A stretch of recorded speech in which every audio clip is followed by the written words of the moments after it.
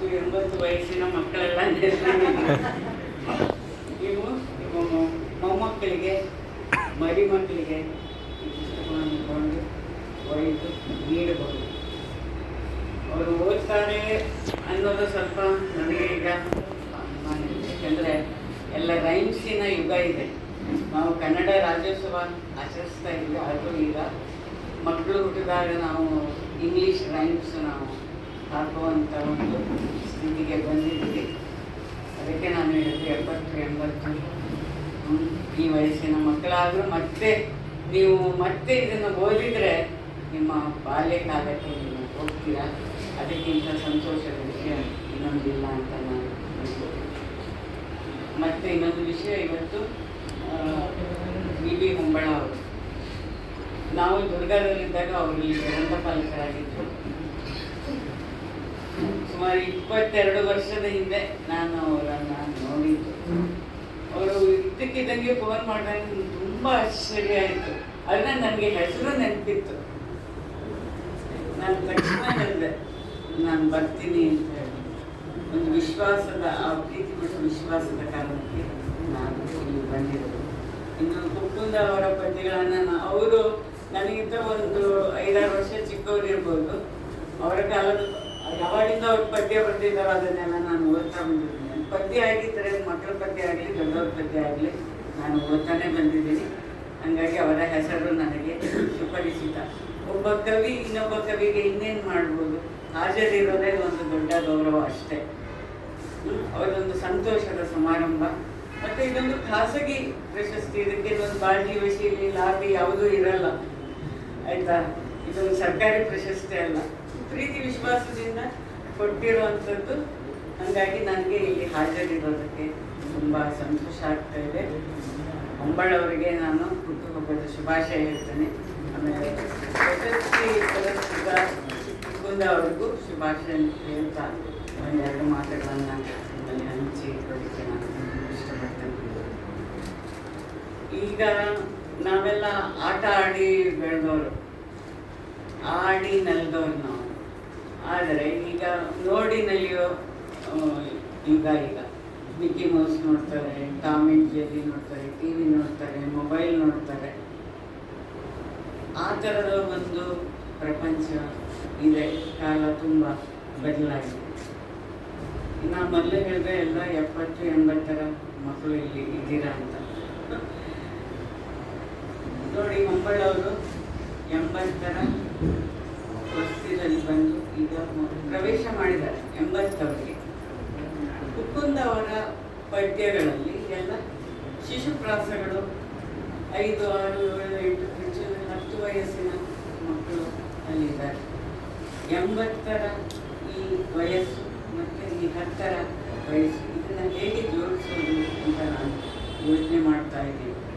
ಅದಕ್ಕೆ ನಾನೊಬ್ಬ ಕವಿಯಾಗಿರೋದ್ರಿಂದ ಅದನ್ನು ಪದ್ಯದ ಮೂಲಕವೇ ನಾನು ಹೇಳ್ತೀನಿ. ನಮ್ಮದೆಲ್ಲ ನಮ್ಮ ಕಾಲದ್ದೆಲ್ಲ ಒಂದು ಹಳ್ಳಿಯ ದಾರಿಯಾಗಿತ್ತು. ನಾವೆಲ್ಲ ಹಳ್ಳಿಯಿಂದ ಸಾಮಾನ್ಯವಾಗಿ ಬಂದವರು. 80 ವಯಸ್ಸಿನಲ್ಲಿರುವ ಹೊಂಬಳ ಅವರು ಮತ್ತು ಕುಕ್ಕುಂದ ಅವರ ಈಗ ಪ್ರಶಸ್ತಿ ಬಂದಿದ್ದರೆ ಅದು ಬಂದಿರೋದು ಅವರ ಕವಿತೆಗಳಿಗೆ. ನಿಜವಾಗ್ಲೂ ಪುರಸ್ಕೃತವಾಗಿರೋದು ಅವರ ಕವಿತೆಗಳು. ಅವರು ಒಂದು ನೆಪ ಮಾತ್ರ. ಕುಕ್ಕುಂದ ಅವರು ಅವರ ಭಾವಕೋಶದಿಂದ, ಭಾವಸ್ಫೋಟದಿಂದ ಹೊಮ್ಮಿದ ಆ ಕವಿತೆಗಳು. ಆ 80 ಇದರಲ್ಲಿ ಇರೋ ಹೊಂಬಳ ಅವರು ತಮ್ಮ ಬಾಲ್ಯಕಾಲಕ್ಕೆ ಮರಳಿ ಅವರಿಗೆ ಆ ಸಂಭ್ರಮವನ್ನು, ಅವರ ಸಂಭ್ರಮದಲ್ಲಿ ಈ ಮಗುವಿನ ಸಂಭ್ರಮವನ್ನು ಬೆರೆಸಿದಾರೇನೋ ಅಂತ ನಾನು ಅನ್ಕೋತೀನಿ. ಅವರು ಜೀವನದ ಎಲ್ಲ ಚೆಲುವನ್ನು ನೋಡಿದ್ದಾರೆ ಹೊಂಬಳ ಅವರು. ಮತ್ತೆ ಕುಕ್ಕುಂದ ಅವರ ಬಾಲ್ಯಕಾಲದ ಪದ್ಯಗಳಲ್ಲಿ ಆ ಬದುಕಿನ ಚೆಲುವನ್ನು ಅವರು ಮತ್ತೆ ಅನ್ವೇಷಣೆ ಮಾಡಿದಾರೇನೋ ಅಂತ ನನಗೆ ಅನಿಸ್ತದೆ. ಇದು ಹೇಗೆ ನಾನು ಜೋಡಿಸ್ತೇನೆ ಅಂತ ಒಂದು ಪದ್ಯ. ಹಳ್ಳಿಯ ದಾರಿ. 80 ಮುದುಕ, 10 ಹುಡುಗಿ. ನಾನು ಇಲ್ಲಿ ಹುಡುಗ ಅಂತ ಹೇಳಿಲ್ಲ, ಯಾಕಂದರೆ ನಾನು ಒಬ್ಬ ಕವಿಯತ್ರಿ ಆಗಿರೋದ್ರಿಂದ ಹುಡುಗಿ ಅಂತ ಸೇರಿಸಿದ್ದೀನಿ. ಇರಲಿ, ನಮಗೆ ಯಾವಾಗಲೂ ಹೆಣ್ಮಕ್ಳಿಗೆ ಜಾಗನೇ ಇರೋದಿಲ್ಲ, ನಾನು ಸೇರಿಸ್ಬಿದ್ದೀನಿ ಅದಕ್ಕೆ. ಯಾಕಂದರೆ ಕುಕ್ಕುಂದ ಅವ್ರ ಪದ್ಯದಲ್ಲಿ ಹೆಚ್ಚೆಲ್ಲ ಅವ್ರನ್ನೇ ಇಟ್ಕೊಂಡು ಬರ್ದಿರ್ತಾರೆ. ಹುಡುಗನೇ ಜಾಸ್ತಿ ಜಡ ಎಲ್ಲ ಅವರಲ್ಲಿ ಕಾಣುತ್ತೆ. ಹಾಗಾಗಿ ನಾನು ಹುಡುಗಿ ಅಂತ ಸೇರಿಸಿದೆ. 80ರ ಮುದುಕ 10ರ ಹುಡುಗಿ ಇಬ್ಬರು ಸೇರಿ ಸವೆಸಿದರು ದಾರಿ. ಮುಂದೆ ಮುಂದೆ ಸಾಗಿದ ಮುದುಕ ಹಿಂದೆ ಹಿಂದೆಯೇ ಉಳಿದಳು ಹುಡುಗಿ. ಮುದುಕನಿಗದು ನಿತ್ಯದ ದಾರಿ ನೋಡಲೇನಿದೆ. ಹುಡುಗಿಗೆ ಪ್ರತಿಯೊಂದೂ ಹೊಸದು ಬಿಟ್ಟರೆ ಸಿಗುವುದು. ಹುಡುಗಿ ಹಳ್ಳದಲ್ಲಿ ಕಾಲು ನೀಡಿದಳು. ಚೆಲ್ಲಿದ ಹೂವು ಎತ್ತಿಕೊಂಡಳು. ಹೊಂಗೆಯ ನೆರಳಲ್ಲಿ ಕೂತು ಹಕ್ಕಿಯ ಹಾಡನ್ನು ಅನುಕರಿಸಿದಳು. ಮುಗಿಯುವುದೇ ದಾರಿ ಮುದುಕ ಕಳವಳಿಸಿದ. 80ರ ವಸ್ತ್ರದಲ್ಲಿದ್ದಾಗ ನಾವು ಅನಿಸೋದೇ ಹಾಗೆ. ಮುಗಿಯುವುದೇ ದಾರಿ ಮುದುಕ ಕಳವಳಿಸಿದ. ಮುಗಿಯದಿರಲಿ ದಾರಿ ಹುಡುಗಿ ಹಂಬಲಿಸಿದ. ಮುಂದೆ ಮುಂದೆ ಸಾಗಿದ ಮುದುಕ ಹುಡುಗಿಯ ಸಂಭ್ರಮಕ್ಕೆ ಕಾರಣವ ಊಹಿಸುತ್ತ. ಹಿಂದೆ ಹಿಂದೆಯೇ ಉಳಿದಳು ಹುಡುಗಿ ಹಾವಿನ ಕೊರೆ ನವಿಲು ಗರಿ ಹುಡುಕುತ್ತ. ಹಿಂದೆ ಹಿಂದೆಯೇ ಉಳಿದಳು ಹುಡುಗಿ ಹಾವಿನ ಕೊರೆ ನವಿಲು ಗರಿ ಹುಡುಕುತ್ತ. ಹೀಗೆ ಹಿರಿಯರು ಮತ್ತು ಕಿರಿಯರು ಒಟ್ಟಿಗೆ ನಾವು ನಡೆದರು. ಹಿರಿಯರಿಗೆ ಜಗತ್ತು ಇನ್ನೂ ತುಂಬ ಇದೆ, ಹಿರಿಯರಿಗೆ ಇನ್ನೇನಿದೆ ಅನ್ನೋ ಒಂದು ಪ್ರಶ್ನೆಗೆ ಅವರು ಬಂದಿರ್ತಾರೆ. ಆದರೆ ಉಂಬಳ ಅಂತವರು ಅವರ ಆ ಕಳವಳದಲ್ಲೂ ಕೂಡ ಮತ್ತೆ ಬದುಕಿನ ಚೆಲುವಿಗೆ ಒಂದು ಪುರಸ್ಕಾರವನ್ನು ನೀಡಬೇಕು ಅಂತ ಅವರಿಗೆ ಮನಸ್ಸು ಬಂದು ಅದನ್ನು ಮಾಡ್ತಾ ಇದ್ದಲ್ಲ, ಅದು ನನಗೆ ತುಂಬ ತುಂಬ ಒಂದು ನಾವು ಅನುಸರಿಸಬೇಕಾಗಿರೋದು ಅಂತ ನನಗೆ ಅನ್ನಿಸ್ತು. ನನಗೆ ತುಂಬ ಸಂತೋಷ ಕೂಡ ಆಯಿತು. ನಾವು ಹಿಂದೆ ಈಗ ಜಗತ್ತು ಬದಲಾಗಿದೆ ಅಂತ ಹೇಳಿದೆ. ಹಿಂದೆ ನಾವು ಮಗುವಿಗೆ ಒಂದು ಚಿತ್ರ ಬರೀರಿ ಅಂದರೆ ಒಂದು ಬೆಟ್ಟದ ಮೇಲೆ, ಬೆಟ್ಟದವರೆಯಲ್ಲಿ ಒಂದು ಸೂರ್ಯ, ಒಂದು ನದಿ, ಒಂದು ಗಿಡ, ಒಂದು ಸಣ್ಣ ಗುಡಿಸಲು, ಅಲ್ಲೊಂದು ಹೂವಿನ ಗಿಡ, ಅಲ್ಲೊಂದು ಪುಟ್ಟ ನಾಯಿ ಮರಿ, ಅಲ್ಲೊಂದು ಬೆಕ್ಕು, ಇಲ್ಲೊಂದು ಹಕ್ಕಿ ಹಾಕ್ತಿರೋದು, ಇಷ್ಟು ಬರೀತೀವಿ. ನಮ್ಮ ಜಗತ್ತು ಹಾಗಿತ್ತು.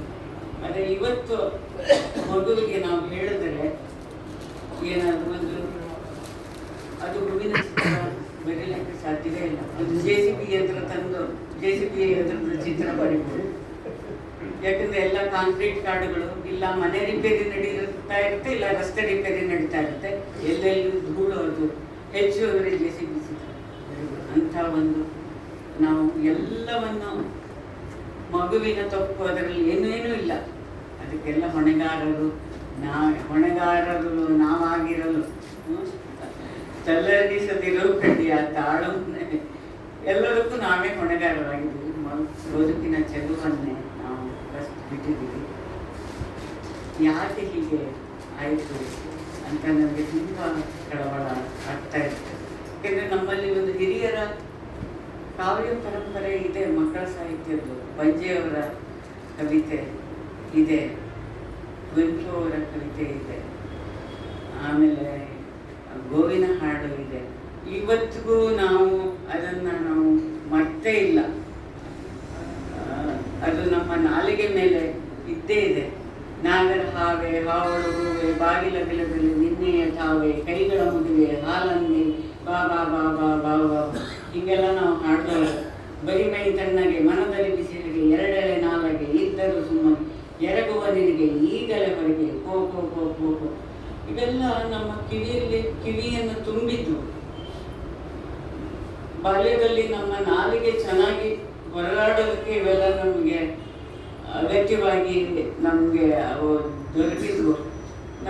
ಹಿಂದೆಲ್ಲ ಗಜುಗ ತೇರ್ಬಿಟ್ಟು ಹಚ್ಚುತ್ತಿದ್ರಲ್ಲ, ಇಂಥ ಪದ್ಯಗಳನ್ನು ನಮಗೆ ಓದಿಸಿ ನಾಲಿಗೆ ಚೆನ್ನಾಗಿ, ಕನ್ನಡ ಭಾಷೆ ಚೆನ್ನಾಗಿ ನುಡಿಬೇಕು ನಾವು ಅಂಥೇಳಿ ಇಂಥ ಪದ್ಯಗಳು. ಈ ನಾಗರ ಹಾವೆ ಯಾವತ್ತೂ ನಮಗೆ ಇದೇ ಇದೆ. ಅದು ಒಂದು ಚಿಂತನೆಯ ಅಂಶ ಕೂಡ ಅದರಲ್ಲಿದೆ. ನಮ್ಗೆ ಭಯ ಇರ್ತಿತ್ತು ನಾಗರ ಹಾವೆ ಪದ್ಯ ಬಂದಮೇಲೆ ಸ್ವಲ್ಪ ಅದನ್ನು ಅಪ್ಕೊಂಡ್ಬಿಡೋಣ ಅಂತ ಅನ್ಸೋದು. ಯಾವಾಗಲೂ ಯೋಚನೆ ಮಾಡ್ತಿದ್ದು ಬಾಲ್ಯದಲ್ಲಿ, ನಾಗರ ಹಾವೆ ಹಾವಳು ಹೂವೆ, ಇದು ಏನಿದು? ಟೀಚರ್ಗೆ ಕೇಳಕ್ಕೆ ಭಯ, ಹಾವಳು ಹೂವೆ ಏನಿದು? ಹೂವ ಏನಿದು? ಅಂದರೆ ಅಷ್ಟು ಚೆಲುವು ಅಂತ ಅದು, ಹೂವಿನಷ್ಟೇ ಚೆಲುವು ಅಂತ.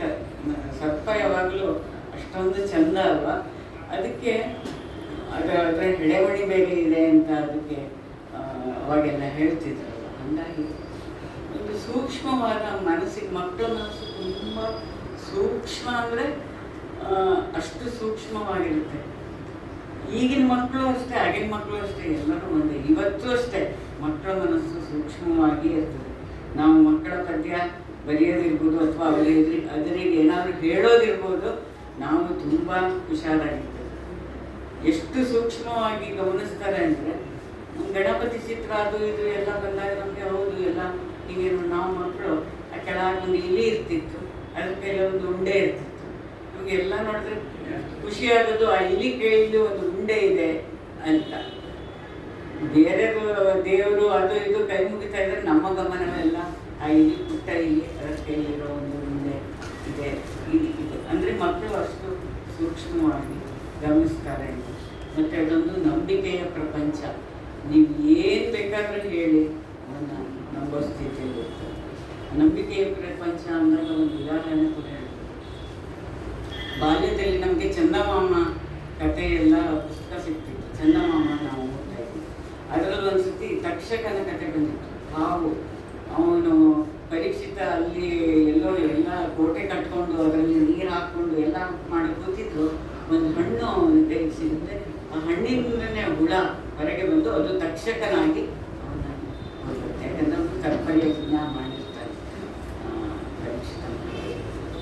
ಆವಾಗ ಆ ಕಥೆ ಓದಿ ಬಣ್ಣ ಬಣ್ಣದ ಚಿತ್ರಗಳು ಚಂದಮಾಮದಲ್ಲಿ ಅದು ಹೇಗೆ ಮನಸ್ಸಿನಲ್ಲಿ ನನಗೆ ಅಚ್ಚುತ್ತಿತ್ತು ಅಂದರೆ, ರಾತ್ರಿ ಹೊತ್ತು ಶುರುವಾದರೆ ಎಲ್ಲೆಲ್ಲೂ ಹಾವುಗಳು ಕಾಣಲಿಕ್ಕೆ ಶುರುವಾದ. ಅದು ಪುಸ್ತಕದಲ್ಲಿ ಕೆಂಪು ಬಣ್ಣ, ಹಳದಿ ಬಣ್ಣ ಆ ಥರದ್ದು ಸ್ವಲ್ಪ ಯಜ್ಞಕ್ಕೆಲ್ಲ ಹಿಂಗೆ ಬಂದು ಬೀಳ್ತಿರ್ತವೆ. ಅದೇ ಥರ ಚಿತ್ರಗಳು ಎಲ್ಲಿ ನೋಡಿದ್ರು ರಾತ್ರಿ ಆದ ತಕ್ಷಣ ಹಾವು ಕಾಣಕ್ಕೆ ಶುರುವಾಗ್ತಿತ್ತು.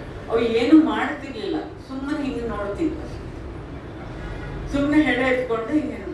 ನಾನು ತುಂಬ ಗಲಾಟೆ ಮಾಡ್ತಿದ್ದೆ ಮನೆಯಲ್ಲಿ, ಅಯ್ಯೋ ಅಲ್ಲಿ ಹಾವು ಅಂದರೆ ಆ ಪುಸ್ತಕದ ಬಣ್ಣ ಬಣ್ಣದ ಚಿತ್ರಗಳು ನಮ್ಮ ಮನಸ್ಸಿನಲ್ಲಿ ಹೇಗೆ ಹೋಗ್ಬಿಟ್ಟಿತ್ತು ಅಂದರೆ, ಒಟ್ಟು ಬಿಟ್ಟಿತ್ತು ಅಂದರೆ ಎಲ್ಲೆಲ್ಲೂ. ನಮ್ಮ ತಂದೆ ಹೇಳೋರು, ನಾವು ಸೊಳ್ಳೆ ಪರ್ದೆ ಕಟ್ತಿದ್ವಿ.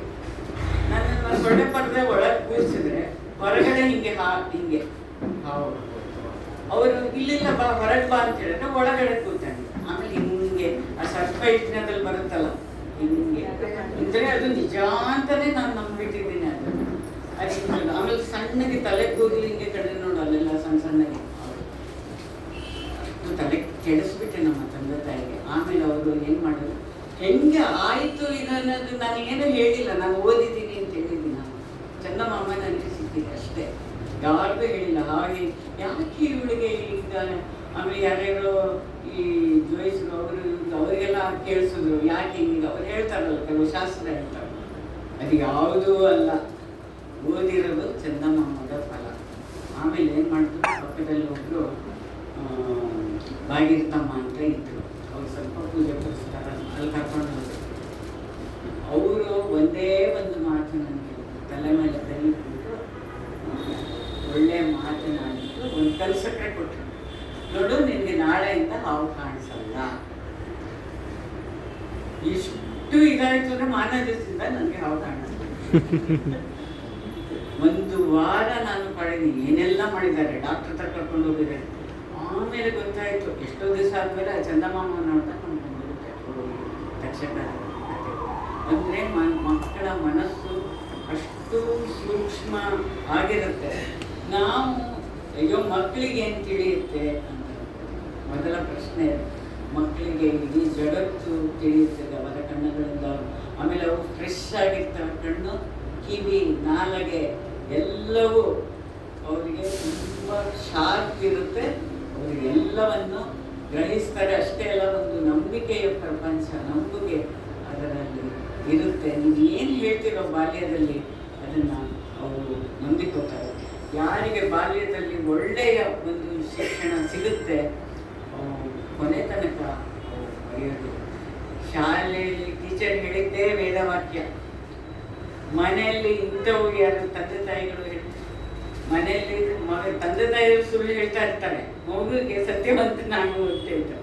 ಅದು ನೋಡಿ ಅನ್ಕೊಳ್ತಾರೆ. ಹೀಗಾಗಿ ಮಗುವಿನ ಪ್ರಪಂಚ ತುಂಬ ಒಂದು ಸೂಕ್ಷ್ಮವಾದದ್ದು. ಆದರೆ ಇವತ್ತಿನ ಜಗತ್ತು ಆ ಸೂಕ್ಷ್ಮತೆಗೆ ಒಂದು ಎರವಾಗಿದೆ. ಇಂಥ ಸಂದರ್ಭದಲ್ಲಿ ಕುಕ್ಕುಂದ ಅವರ ಪದ್ಯಗಳು ಅವತ್ತಿನ ಕಾಲಕ್ಕೂ ಇವತ್ತಿನ ಕಾಲಕ್ಕೂ ಖಂಡಿತ ಸಲ್ತವೆ.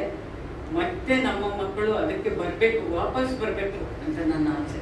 ಯಾಕೆಂದರೆ ನಾವು ಎಷ್ಟು ಆಟ ಆಡಿದ್ವಿ. ನಾವು ಮನೆಯಲ್ಲಿ ಶಾಲೆಯಿಂದ ಬಂದ ತಕ್ಷಣ ಪುಸ್ತಕ ಹಿಂಗೆ ಬಿಸಾಕ್ತಿದ್ವಿ. ಬಂದ ತಕ್ಷಣ ಆಗಲೇ ಒಬ್ಳು ಹುಡುಗಿ ಹಾಜರಾಗ್ತಿದ್ಲು, ಆಟಕ್ಕೆ ಬಾರೆ, ನಾವು ಆಟಕ್ಕೆ ಹೋಗ್ಬಿಡ್ತೀನಮ್ಮ. ಅದೇ ನಮಗೆ ತಿಂಡಿನೂ ಇಲ್ಲ, ಊಟನೂ ಇಲ್ಲ, ಎಂಥದೂ ಇಲ್ಲ. ಸೀದಾ ಆಚೆ ಬಳಪ ಪಾಟಿ ಎಲ್ಲ ಒಗೆಯೋದು, ಆಟಕ್ಕೆ ಹೋಗೋದು, ಮತ್ತು 8 ಗಂಟೆಗೆ ಬರೋದು, ಊಟ ಮಾಡೋದು, ಮಲಗೋದು, ಒಳ್ಳೆಯ ನಿದ್ದೆ.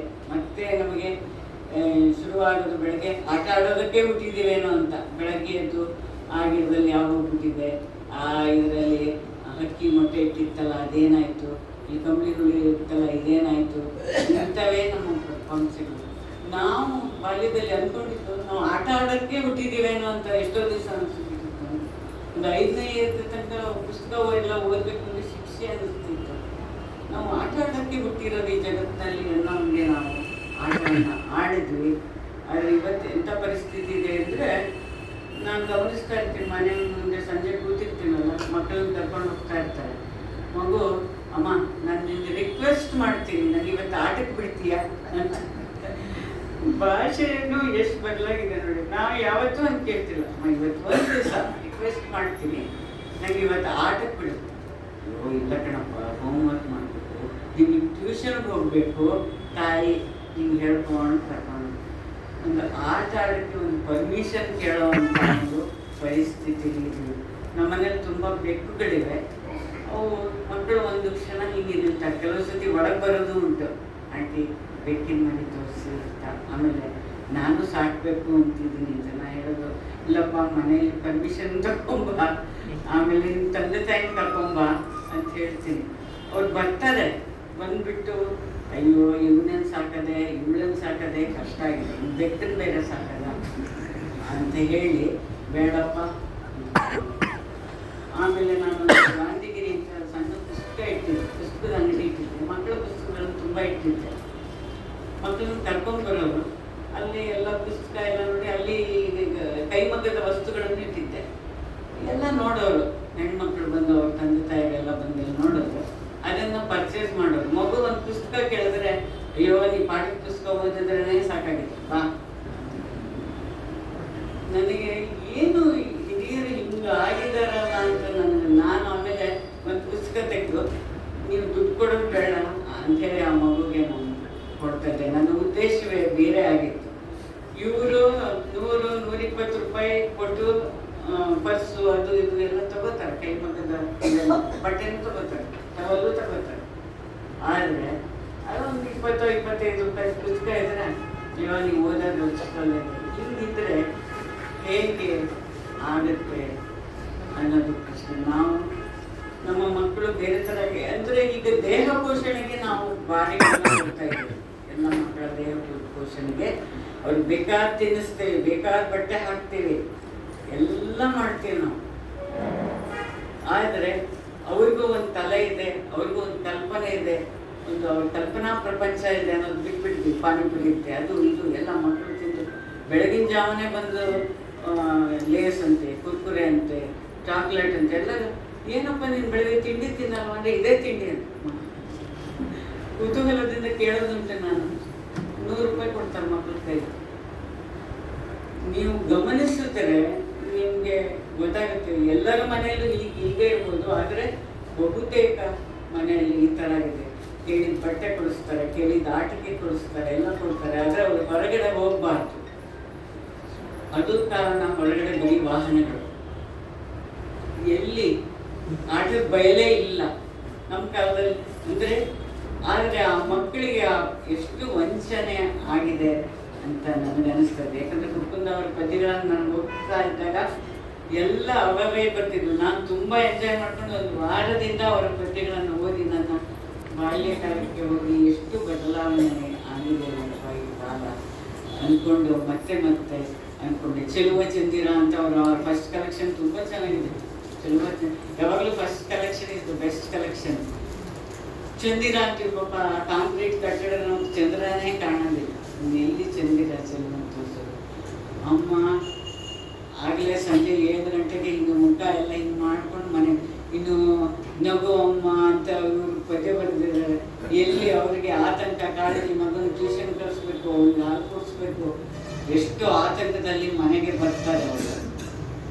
ಇಂಥ ಎಷ್ಟು ಬದಲಾಗಿದೆ ನಮ್ಮಲ್ಲಿ. ಎಲ್ಲ ದುಡ್ಡು ಕಾಸು ಎಲ್ಲ ತುಂಬ ಇರ್ಬೋದು, ಆದರೆ ನಮ್ಮ ಹಳೆಯ ಸಂತೋಷ, ಆ ನೆಮ್ಮದಿ, ಆ ಸ್ವಾತಂತ್ರ್ಯ ಯಾವುದು ಕೂಡ ಇಲ್ಲ. ಯಾಕಂದರೆ ನಾವು ಮೀನು ನೋಡೋಕೆ ಹೋಗ್ತಿದ್ವಿ, ಮರ ಹತ್ತಿ ಹಕ್ಕಿ ಮೊಟ್ಟೆ ಇಟ್ಟಿದೆಯಾ ಅಂತ, ಅಯ್ಯೋ ಅದನ್ನು ಇದು ಮಾಡಬಾರ್ದು, ಮೊಟ್ಟೆ ಮುಟ್ಟಿದ್ರೆ ಅದು ಮತ್ತೆ ಸೇರಿಸ್ಕೊಳ್ಳಲ್ವಂತೆ ಅಂತ ಅದು ಬೇರೆ ನಮ್ಗೆ ಗೊತ್ತಿತ್ತು. ನಿಧಾನಕ್ಕೆ ಹೋಗಿ ನೋಡೋವಂಥದ್ದು, ಯಾವಾಗ ಇದು ಮರಿಯಾಗುತ್ತೆ, ಯಾವಾಗ ಹಾರುತ್ತೆ.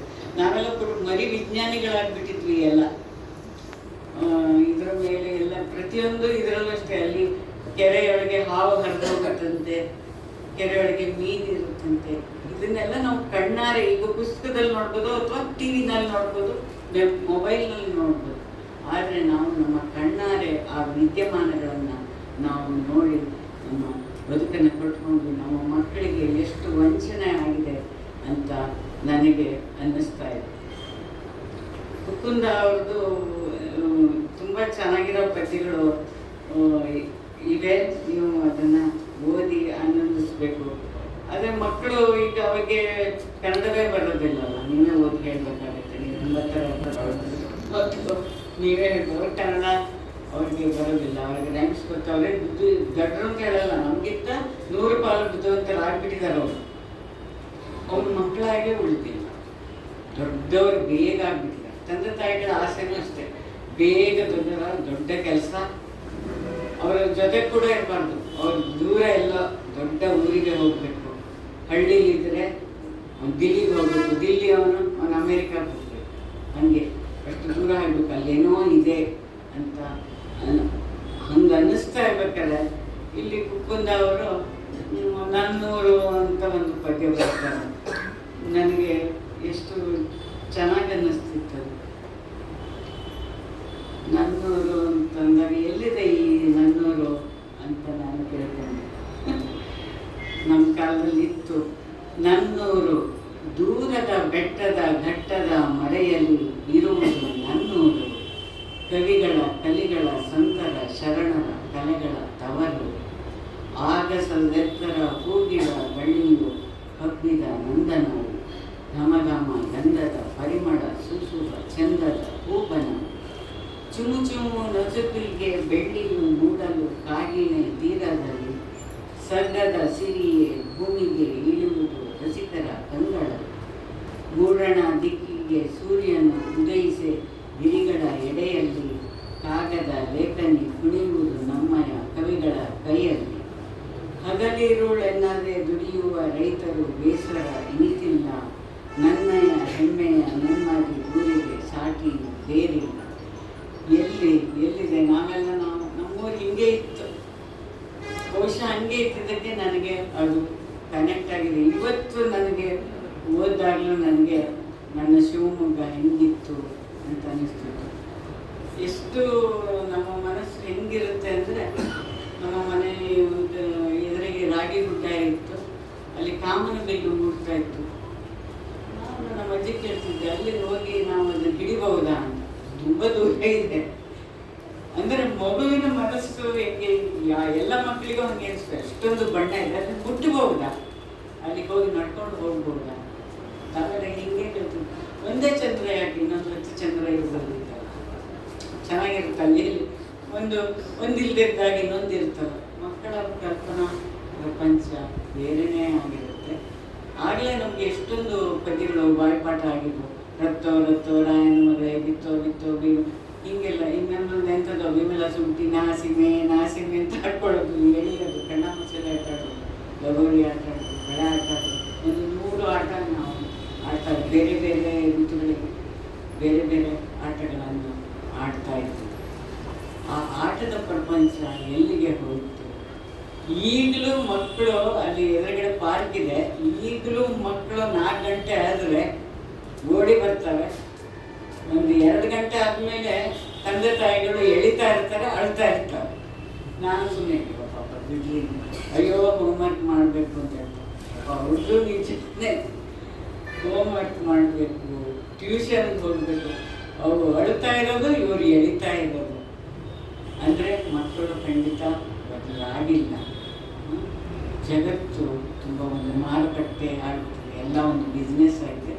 ಮಕ್ಕಳು ಮುಂದೆ ದುಡ್ಡು ಗಳಿಸುವ ಒಂದು ಮಿಷಿನ್ಗಳನ್ನಾಗಿ ತಯಾರಿಸೋದೇ ನಮ್ಮ ಉದ್ದೇಶ ಆಗಿದೆ, ದೊಡ್ಡ ದೊಡ್ಡ ಸಂಬಳಗಳನ್ನು ಪಡೆಯುವಂಥದ್ದು. ಆದರೆ ಅವರು ಏನು ಕಳ್ಕೊಂಡಿದ್ದಾರೆ ಅನ್ನೋದನ್ನು ನನಗೆ ಮತ್ತೆ ಒಂದು 20 ಜನ ಅವರು ನಾವೆಲ್ಲ ಒಂದೇ ಜಗತ್ತಿನವರು. ಅದನ್ನು ನನಗೆ ನೋಡಿದಾಗ ತುಂಬ ಅನ್ನಿಸ್ತಿತ್ತು. ಚಿಟ್ಟೆ ಹಿಡಿಯೋಕ್ಕೆಲ್ಲ ನಾವು ಹೋಗ್ತಿದ್ವಿ. ಅವಾಗ ನಮ್ಮಲ್ಲಿ ಹೇಳ್ತಿದ್ರು, ನಮ್ಮ ಅಜ್ಜಿ ಹೇಳ್ತಿದ್ರು, ಅಯ್ಯೋ ಅದಕ್ಕೆ ಮುಟ್ಟಿಬಿಟ್ರೆ, ರೆಕ್ಕೆ ಏನಾದರೂ ಮುಟ್ಟಿಬಿಟ್ರೆ ಸತ್ತೇ ಹೋಗುತ್ತೆ, ನೀವು ಮುಟ್ಟಬಾರ್ದು, ದೂರದಿಂದ ನೋಡಬೇಕು ಅಂತ ಹೇಳ್ತಿದ್ರು. ಯಾಕಂದರೆ ಅಜ್ಜಿಯರಿಗೆ ಅವಾಗ ಬೇರೆ ಕೆಲಸ ಇರಲಿಲ್ಲ, ಅದನ್ನು ಹೇಳೋ ಅಂಥದ್ದೇ. ಚಪ್ಪಲಿ ಸರಿಯಾಗಲ್ಲಿಡಿ, ಪುಸ್ತಕ ಸರಿಯಾಗಿ ಇಲ್ಲಿಡಿ, ಕೈಕಾಲು ತೊಳ್ಕೊಂಡು ಬರ್ರಿ, ಆಮೇಲೆ ಅಲ್ಲಿ ಅದನ್ನು ಮುಟ್ಟಬೇಡ್ರಿ, ಮುಟ್ಟಿದ್ರೆ ಆಮೇಲೆ ಅದು ಹಕ್ಕಿ ತನ್ನ ಮರಿಗಳನ್ನು ಸೇರಿಸೋದಿಲ್ಲ. ಚಿಟ್ಟೆ ಅಕಸ್ಮಾತ್ ನೀವು ಮುಟ್ಟಿದ್ರೆ, ಕಂಬಳಿಗಳು ಮುಟ್ಟಿದ್ರೆ ಮುಗೀತು ನಿಮ್ಮ ಕತೆ ಅಂದ್ಬಿಡೋರು. ನಾವು ಹೆದರ್ಕೊಂಡು ದೂರ ಇರ್ತಿದ್ವಿ. ಆಮೇಲೆ ಚಿಟ್ಟೆ ಅದರ ರೆಕ್ಕೆ ಎಷ್ಟು ಸೂಕ್ಷ್ಮ ಅಂದರೆ, ಅದು ದೇವರ ಸೃಷ್ಟಿ, ಅಷ್ಟೊಂದು ಸೂಕ್ಷ್ಮವಾದ ಬಣ್ಣದ ಹೂವಿಗೆ ಅದು ಕಾಂಪಿಟಿಷನ್ ಮಾಡುತ್ತೆ ಅನ್ನೋರು. ಹೂವಿಗೆ ಕಾಂಪಿಟಿಷನ್, ಇಂಥದ್ದನ್ನೆಲ್ಲ ನಮಗೆ ಹೇಳಲಿಕ್ಕೆ ಓತಿಕೆತೆಲ್ಲ ಹೊಡಿಬೇಡಿ, ಮುಗಿದ್ರೆ ನಿಮ್ಗೇನು ಬಂಗಾರ ಸಿಗಲ್ಲ, ಹಿಂಗೆಲ್ಲ ಹೇಳೋರು. ಆಮೇಲೆ ನಾಯಿ ಮರಿಗಳನ್ನು ನಾವು ಮನೆಗೆ ಕರ್ಕೊಂಡ್ಬರ್ತಿದ್ವಿ. ನಾಯಿ ಮರಿಗಳನ್ನು ಮನೆಗೆ ಕರ್ಕೊಂಡ್ಬಂದರೆ ರಾತ್ರಿ ಎಲ್ಲ ತೊಯ್ ಅಂದ ತಕ್ಷಣ ನಮ್ಮ ತಂದೆ, ಇಲ್ಲ ನೀವಿರಬೇಕು, ಇಲ್ಲ ನಾಯಿ ಮರಿಗಳಿರ್ಬೇಕು ಅನ್ನೋರು. ಆಮೇಲೆ ನಾವು ಅಯ್ಯೋ ಇವರಿಗೆ ಇದೇ ಇಲ್ಲ, ಮನಸ್ಸಿನಲ್ಲಿ ನಮಗೆ ಇವರಿಗೆ ಹೃದಯವೇ ಇಲ್ಲ ಅಂತ ಅನಿಸೋದು. ತಂದೆ ತಾಯಿಗಳು ಎಷ್ಟು ಕೆಟ್ಟವರು ಇವರು ಅಂತ ಅನಿಸೋದು. ತಂದೆ ತಾಯಿಗಳ ಬಗ್ಗೆ ಅವಾಗ ಅಷ್ಟು ಪುಟ್ಟ ನಾಯಿ ಮರಿಯನ್ನು ಇವರು ಬಿಡ್ತಾ ಇಲ್ವಲ್ಲ ಅಂತೇಳಿ ನಾವು ಅದನ್ನು ಬೇರೆ ದಾರಿ ಇಲ್ಲದೆ ಎಲ್ಲೋ ದೂರ ತಗೊಂಡೋಗಿ ಬಿಡ್ತಾ ಇದ್ವಿ. ಆದರೆ ದೂರ ಹೋಗಿ ಅದಕ್ಕೆ ಬ್ರೆಡ್ ಬಿಸ್ಕಟ್ ಕೊಡೋದು ಅಂಥದ್ದನ್ನು ಮಾಡ್ತಾ ಇದ್ವಿ. ಅಂದರೆ ನಾವೇ ಒಂದು ಸಪ್ರೇಟ್ ಒಂದು ಜಗತ್ತು, ಮಕ್ಕಳದ್ದೇ ಒಂದು ಸಪ್ರೇಟ್ ಜಗತ್ತು. ತಂದೆ ತಾಯಿಗೂ 4-5 ಜನ ಮಕ್ಕಳು, ಅವ್ರಿಗೆ ಅವ್ರ ಕಷ್ಟ ಸುಖದಲ್ಲೇ ಅವರು ಇರ್ತಿದ್ರು, ನಮ್ಮ ಪಾಡಿಗೆ ನಾವು ಬಿಟ್ಟಿದ್ರು. ಅಂಥ ಪ್ರಪಂಚದಲ್ಲಿ ಕುಟುಂಬದವರು ಕೂಡ ಇದ್ದರು. ಹಾಗಾಗಿ ಅವರಿಗೆ ಇಂಥ ಪದ್ಯಗಳನ್ನು ಬರೀಲಿಕ್ಕೆ ಸಾಧ್ಯ ಆಗಿದೆ ಅನ್ಬೋದು. ಪಾತ್ರಗಿತ್ತಿ ಅಂತ ಒಂದು ಅವರ ಚಂದ್ರದಲ್ಲಿ ತುಂಬ ಚೆನ್ನಾಗಿರೋ ಕವನಗಳಿದೆ. ಬಾರೆ ಬಾರೆ ಪಾತರಗಿತ್ತಿ, ದಣಿವಿ ಏತಕ್ಕೆ ಹೂವನ ಸುತ್ತಿ, ರೇಷ್ಮೆ ಪಕ್ಕೆಯ ಮೆತ್ತಿದರಾರೆ, ಹೊನ್ನಿನ ಚಿಕ್ಕೆಯ ಒತ್ತಿದರಾರೆ, ಬಣ್ಣದ ಕುಸುರನ್ನು ಬಿಡಿಸಿದರಾರೆ, ಸುತ್ತಲೂ ಹೊಸರನ್ನು ಸಿಡಿಸಿದರಾರೆ, ನಿನ್ನಯ ಜಬರಿಗೆ ಬಲಬೆರಗಾದೆ, ಚೆಲುವಿನ ಸೊಬಗಿಗೆ ತಲೆಬಾಗಿಸಿದೆ, ಹಿಡಿಯಲು ಬರುತ್ತಿದೆ ಹಾರುವೆ ಏಕೆ, ಸುಮ್ಮನೆ ಬರುವುದು ಜಾರುವೆ ಏಕೆ, ನನಗೂ ನಿನ್ನ ಜೊತೆ ಸೇರುವ ಆಸೆ, ಹೂಮಕರಂದವ ಇರುವ ಆಸೆ. ನಾವು ಈ ಲಂಟನ ಹೂವುಗಳು ಸಿಗ್ತಿದ್ವು, ಅದು ಚಿಕ್ಕದೆತ್ತಿ ಅದರ ಮಕರಂದ ನಾವು ಇಡ್ತಿದ್ವಿ. ಅದರಲ್ಲಿ ಮಕರಂದ ಏನಿದೆ, ಚಿಟ್ಟೆ ಅವೆಲ್ಲ ಹೀರ್ತವೆ, ದುಂಬಿ ಎಲ್ಲ ಹೀರ್ತವೆ. ನಾವು ಅದನ್ನು ಮಾಡೋಣ ಅಂತ ನಾವು ಅನುಕರಿಸಿ ಅದನ್ನು ಇರ್ತಿದ್ವಿ. ಅದರಲ್ಲಿ ಇಷ್ಟೇ ಆದರೂ ಒಂದು ನಾಲಿಗೆಗೆ ನಮಗೆ ಸಾಕ್ತಾ ಇತ್ತು. ಅಂತಹ ಒಂದು ನಾವು ಅನ್ವೇಷಣೆ ಮಾಡ್ತಿದ್ವಿ. ವಿಜ್ಞಾನದ ಪ್ರಪಂಚ ಕೂಡ ಆಗ್ತಿತ್ತು. ಈ ಹೊಲದಲ್ಲಿ ಬೆದರು ಬೊಂಬೆ ನಿಲ್ಲಿಸಿದ್ರೆ ಎಲ್ಲರೂ ದೂರದಿಂದ ಅದೊಂದು ದೆವ್ವ ಅಂತ ನಾವಿಲ್ಲ ಪರೀಕ್ಷೆ ಮಾಡೋಣ ಅಂತ ಹೋಗಿ, ಇಲ್ಲ ಅದು ಬೆದರು ಬೊಂಬೆ ಅಂತ ನಾವು ಸಾಬೀತು ಮಾಡ್ತೀವಿ, ದೆವ್ವ ಅಲ್ಲ ಅದು ಬೆದರು ಬೊಂಬೆ. ಅಂದರೆ ಯಾವುದೋ ಹೊಲಕ್ಕೆ ಎಲ್ಲೋ ನೋಡಿ ಆ ಬೆದರು ಬೊಂಬೆಯನ್ನು ಪರೀಕ್ಷೆ ಮಾಡಿದರೆ ನಮ್ಮ ತಂದೆ ತಾಯಿಗಳು ನಮ್ಮನ್ನು ಹಂಗೆ ಬಿಟ್ಟಿದ್ದರು. ನಮ್ಮಿಂದ ಅವರಿಗೆ ಯಾವ ನಿರೀಕ್ಷೆನೂ ಇರಲಿಲ್ಲ. ಸದ್ಯ ಇವರು ನಮಗೆ ಕೋರ್ಟು ಕಚೇರಿಗೆ ಹೇಳಿದೆ, ಪೊಲೀಸ್ ಸ್ಟೇಷನ್ ಏರಿದೆ, ಸಭ್ಯರಾಗಿ ಬಾದ್ರೆ ಸಾಕಪ್ಪ ಅನ್ನೋ ಅಷ್ಟೇ ಅವರಿಗೆ ನಮ್ಮಿಂದ ಒಂದು ಪಾಸ್ ಆದರೆ ಸಾಕು, ಫೇಲ್ ಆಗಪ್ಪ ನಮಗೆ ಕೆಟ್ಟ ಹೆಸರು ತರೆದಿದ್ರೆ ಸಾಕು, ಇಷ್ಟು ಅಷ್ಟೇ ನಿರೀಕ್ಷೆ ಅವರಲ್ಲಿ ಇದ್ದಿದ್ದು. ಇನ್ಯಾವ ನಿರೀಕ್ಷೆನೂ ಅವರು ಇಟ್ಕೊಂಡಿರಲಿಲ್ಲ. ಹಾಗಾಗಿ ನಮ್ಮ ಜಗತ್ತು ಹಂಗಿತ್ತು. ಅಂತಹ ಜಗತ್ತಿನಿಂದ ಬಂದ ಪದ್ಯಗಳು ಕೂಡ ಹಾಗೆ ಇದೆ. ಇದರಲ್ಲೊಂದು ತಮಾಷೆ ಪದ್ಯ ಇದೆ, ಅಪ್ಪನ ಅಡಿಗೆ ಅಂತ. ಇದು ನಮ್ಮೆಲ್ಲರ ಆ ಕಾಲದ ಅನುಭವ ಕೂಡ. ಈಗ ಹಿಂದೆ ಅಮ್ಮ ಎಲ್ಲಾದ್ರೂ ತವರೋದು ಬಂದರೆ ಅಪ್ಪ ಅಡುಗೆ ಕೈ ಸುಟ್ಕೊಂಡು ಅಡುಗೆ ಎಲ್ಲ ಮಾಡ್ತಿದ್ರು, ಅದನ್ನು ಬರ್ತಿದ್ದಾರೆ. ಈಗೆಲ್ಲ ಝೊಮ್ಯಾಟೊ, ಸ್ವಿಗ್ಗಿ ಎಲ್ಲ ಇರೋದ್ರಿಂದ ಇವೆಲ್ಲ ಪರಿಸ್ಥಿತಿ ಬೇರೆ ಇದೆ. ಅಮ್ಮನು ಅಜ್ಜನ ಊರಿಗೆ ಹೋಗಲು ಅಪ್ಪನೇ ಅಡಿಗೆಯ ಮಾಡುವನು, ಅನ್ನದ ಗಡಿಗೆಗೆ ಉಪ್ಪನ್ನು ಹಾಕದೆ ಸಪ್ಪಗೆ ಎಲ್ಲರ ಬಡಿಸುವನು. ರೊಟ್ಟಿಯ ಮಾಡಲು ಹಿಟ್ಟಿನ ಬುಟ್ಟಿಯ ಒಳಗಡೆ ಜಾಡಿಸಿ ನೋಡುವನು, ಜಿಟ್ಟಿಯು ಕಾಣಲು ಥಟ್ಟನೆ ಹಾರುತ್ತ ಬುಟ್ಟಿಯ ಬಿಡುತ್ತಲ್ಲಿ ಓಡುವನು. ಗುಡುಗುಡು ಮುಟ್ಟುತ್ತಾ ನೀರನ್ನು ಕಾಯಿಸಿ ನೆಲ್ಲಗೆ ಹಿಟ್ಟಿಗೆ ಸುರಿಯುವನು, ಕೈಯನ್ನು ಆಡಿಸಿ ಹಿಟ್ಟನ್ನು ನಾದುತ್ತಾ ಪಟಪಟ ರೊಟ್ಟಿಯ ಬಡಿಯುವನು. ಹಂಚನ್ನು ಕಾಯಲು ರೊಟ್ಟಿಯು ಹಾಕದೆ ಹಿಟ್ಟಿನ ಕೈಯನ್ನು ಸವರುವನು, ಬೆಂಕಿಯ ಬಿಸಿಯದು ಕೈಗೆ ತಾಗಲು ಒಮ್ಮೆಲೆ ಚಟ್ಟನೆ ಚೀರುವನು. ಅಮ್ಮನ ಬೈಯುತ್ತ ಹಸಿ ಬಿಸಿ ರೊಟ್ಟಿಯ ನಮ್ಮಯ್ಯ ಊಟಕ್ಕೆ ನೀಡುವನು, ಹಗಲಿನ ವೇಳೆಯನ್ನೆಲ್ಲ ಅಪ್ಪನು ಅಡುಗೆಯ ಮನೆಯಲ್ಲಿ ಕಳೆಯುವನು. ಅಮ್ಮನು ಅಜ್ಜನ ಊರಿಗೆ ಹೋಗಲು ಅಪ್ಪನು ಸಿಟ್ಟಿಗೆ ಏಳುವನು, ಕೆಲಸಕ್ಕೆ ಹೋಗದೆ ನಿದ್ದೆಯು ಮಾಡದೆ ಅಮ್ಮನ ದಾರಿಗೆ ಕಾಯುವನು. ಈಗ ಸ್ವಲ್ಪ ದೊಡ್ಡವರಾದರೆ ಮಕ್ಕಳು ಅಪ್ಪ ಅಮ್ಮನ ಹತ್ರ ಇರೋದಿಲ್ಲ, ಅಪ್ಪ ಅಮ್ಮನ ಸ್ವಲ್ಪ ದೊಡ್ಡವರಾದರೆ ಅಪ್ಪ ಅಮ್ಮನ ಹತ್ರ ಇರೋದಿಲ್ಲ. ಇನ್ನು ಅಜ್ಜ ಅಜ್ಜಿಯರ ಕಥೆನೇ ಬೇರೆ, ಅವರೆಲ್ಲೋ ಇರ್ತಾರೆ ಊರ ವೃದ್ಧಾಶ್ರಮದಲ್ಲಿ. ಹಾಗಾಗಿ ಈ ಬದಲಾದ ಜಗತ್ತಿನಲ್ಲಿ ಇಲ್ಲಿ ಎಲ್ಲ ಹಿರಿಯರ 80-70 ಮಕ್ಕಳ ಜೊತೆ ಈ ಪದ್ಯ ನಾನು ಹಂಚ್ಕೊಳ್ತಾ ಇದ್ದೀನಿ. ಇದು ನೀನು ಸಂತೋಷದಿಂದ ಹೇಳಬೇಕು, ವಿಷಾದದಿಂದ ಹೇಳಬೇಕು, ನನಗೆ ಗೊತ್ತಾಗ್ತಾ ಇಲ್ಲ. ನನ್ನ ಪತಂಗ ಅಂತ ಒಂದು ಪದ್ಯ. ಬರ್ರನೆ ಹಾರಿದೆ ಬಾನನ್ನು ಸೇರಿದೆ ಬಣ್ಣದ ಹಾಡೆಯು ನನ್ನ ಪತಂಗ, ಸರ್ರನೆ ಏರಿದೆ ಸಂತಸ ತಂದಿದೆ ಬಾಲಂಗೋಚಿಯ ಪತಂಗ, ಮಿರಿಮಿರಿ ಮಿಂಚುತ್ತ ಗಿರಿಗಿರಿ ಸುತ್ತುತ್ತ ಬಾಲವ ಕುಣಿಸಿದೆ ಪತಂಗ, ಹಕ್ಕಿಯ ತೆರದಲ್ಲಿ ಚುಕ್ಕಿಯ ತೆರದಲ್ಲಿ ಕುಣಿ ಕುಣಿ ನಾಡಿದೆ ಪತಂಗ, ಬಾನಿನ ಬಯಲಿಗೆ ನೋಡುವ ಕಣ್ಣಿಗೆ ಹಬ್ಬವನ್ನಿದೆ ಪತಂಗ. ಆ ಗಾಳಿಪಟವನ್ನು ನಾವು ತಯಾರಿಸದೇ ಇದ್ದಿದ್ರೆ, ಅದಕ್ಕೆ ಬಣ್ಣದ ಹಚ್ಚಿದ ಇದ್ದಿದ್ರೆ, ಹಾರಿಸದೇ ಇದ್ದಿದ್ರೆ ಈ ಬಗ್ಗೆ ಬರೀಕ್ಕೆ ಆಗೋದಿಲ್ಲ. ಬಹುಶಃ ಮುಕುಂದ ಅವರು ಅದನ್ನೆಲ್ಲ ಬರ್ದಿರೋದ್ರಿಂದನೇ ಅದನ್ನು ಬರೀಲಿಕ್ಕೆ ಅವರಿಗೆ ಸಾಧ್ಯ ಆಗಿದೆ. ಇದರಲ್ಲಿ ಇರುವೆಗೆ ನೆಗಡಿ ಆದರೆ ಅಂತ ಒಂದು ಪದ್ಯ ಇದೆ ನೋಡಿ. ಈಗ ನಾವೆಲ್ಲ ತುಂಬ ದೊಡ್ಡವರಾಗ್ಬಿಟ್ಟಿದ್ದೀವಿ. ಏನು ಇರುವೆ ನೆಗಡಿ ಆಗುತ್ತಾ, ಅದಕ್ಕೆ ತಿಂಡಿ ಆಗುತ್ತಾ, ಅದಕ್ಕೆ ಮೈ ತೋರಿಸುತ್ತಾ, ಅದಕ್ಕೆ ಇದಾಗುತ್ತಾ ಅಂತ ಹಿಂಗೆಲ್ಲ ಯೋಚನೆ ಮಾಡ್ತೀವಿ. ಆದರೆ ಅದನ್ನು ಇರುವೆಗೆ ನೆಗಡಿ ಆದರೆ ಅಂತ ಇದರಲ್ಲೊಂದು ಪದ್ಯ ಇದೆ. ಇರುವೆಗೆ ನೆಗಡಿ ಬಂದರೆ ಮೂಗು ಹೇಗೆ ಒರೆಸೋದು, ಮೈ ತಿಂಡಿ ಬಿಟ್ಟರೆ ಹೇಗಪ್ಪ ತುರ್ಸೋದು, ಕಿರಿಕಿರಿ ಮಾಡಿದ್ರೆ ನಿದ್ದೆ ಹೇಗೆ ಬರ್ಸೋದು, ಹುಷಾರು ಇಲ್ಲದೆ ಹೋದರೆ ಯಾರನ್ನ ಕರ್ಸೋದು, ಹೇಗಪ್ಪ ಬಾಯಿ ತರಿಸಿ ಗುಳಿಗೆ ನುಂಗ್ಸೋದು, ರಕ್ತನಾಳ ಹುಡುಕಿ ಹುಡುಕಿ ಸಲೈನೇಸೋದು ಅಂತ ಈಗ ಅಂತ ಪದ್ಯ ಅವರು ಬರೆದಿದ್ದಾರೆ. ಅಂದರೆ ನಾವು ಅಯ್ಯೋ ಇರುವೆ ಅಂತ ನಾವು ನಮ್ಮ ತಲೆ ಏನು ಮಾಡ್ತಿರ್ತಾರೆ, ಅದಕ್ಕೆ ಇರುವೆ ಪುಡಿ ಹಾಕಿ ಓಡಿಸೋದು ಹೇಗೆ, ಗಡಿ ಬಿಡಿ ಹಾಕೋದು ಹೇಗೆ, ಯಾಕಪ್ಪ ಬಂತಿದೆ. ಆದರೆ ಮಗುವಿನ ಮನಸ್ಸಿಗೆ ಅದು ಬೇರೆ ಪ್ರಪಂಚ. ಎಷ್ಟು ಸಣ್ಣ ಜೀವಿ ಅದಕ್ಕೂ ಇದೆ, ಅದೋ ಒಂದು ಜೀವಿ ಅನ್ನೋದನ್ನು ಅದು ಗಮನಿಸುತ್ತೆ.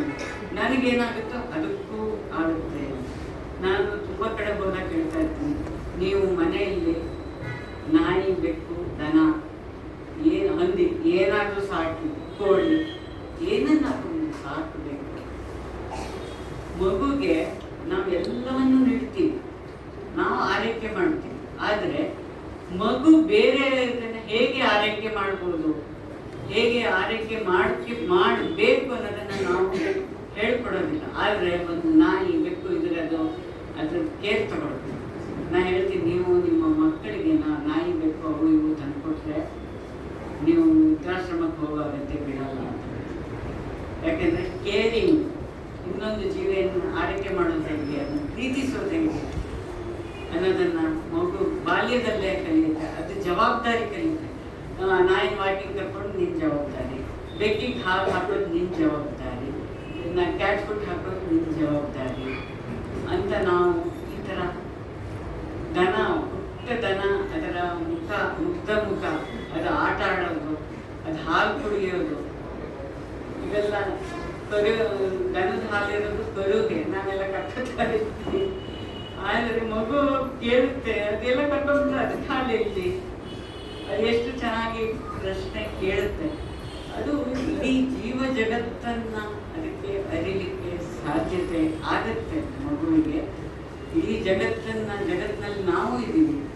ಅದು ಬರೀ ಪಡ್ಕೊಳ್ಳೋದಷ್ಟಲ್ಲ, ನೀಡುವುದನ್ನು ಬಾಲ್ಯದಲ್ಲಿ ಕಲಿತರೆ ಕೊನೆ ತನಕ ತಂದೆ ತಾಯಿಯನ್ನ ಪ್ರೀತಿಯಿಂದ ಕೊನೆಗೆ ಒಂದು ಮಾತಾದ್ರು ಅಮ್ಮ ಹೇಗಿದ್ದೀಯಾ, ಅಪ್ಪ ಹೇಗಿದ್ದೀಯಾ ಅಂತ ಕೇಳೋಷ್ಟು ಒಂದು ಕೇರಿಂಗ್ ಆ್ಯಂಡ್ ಶೇರಿಂಗ್ ಅದು ಅದರ ಎದೆಯಲ್ಲಿ ಉಳಿಯುತ್ತೆ. ಇಂಥ ಪದ್ಯಗಳು ಅದರ ಎದೆಯಲ್ಲಿ ಬಾಲ್ಯದಲ್ಲೇ ನಾಟಿ ಹೋದರೆ ಅದರ ಜಗತ್ತು ಕೂಡ ಬೇರೆಯೇ ಆಗತ್ತೆ. ಹೀಗೆ ಇದರಲ್ಲಿ ಇನ್ನೂ ಕೆಲವು ಬಾರಿ ಚೆನ್ನಾಗಿದೆ. ನಾನೇ ಡ್ರೈವರ್ ಅಂತ ಪದ್ಯ ಇದೆ. ಮಕ್ಕಳಿಗೆ ಹಿಂದೆಲ್ಲ ಏನಾಗ್ತೀಯ ಅಂದರೆ ಅದೇ ಡ್ರೈವರ್ ಆಗೋದು, ಕಾರ್ ಬಿಡೋದು. ನಾವು ಕೂಡ ಅಷ್ಟೇ ಅದನ್ನು ನಮ್ಮ ತಮ್ಮಂದರೆಲ್ಲ ಅನುಕರಿಸ್ತಿದ್ರು, ಡ್ರೈವರ್ ಆಟ ಆಡೋದು. ನಾನೇ ಟೈಲರ್ ಅಂತ ನಾವು ಕೂಡ ಟೈಲರ್ ಆಟ ಆಡ್ತಿದ್ವಿ. ಅಳತೆ ತಗೊಳ್ಳೋದು, ಎಲ್ಲ ಮಾಡೋದು.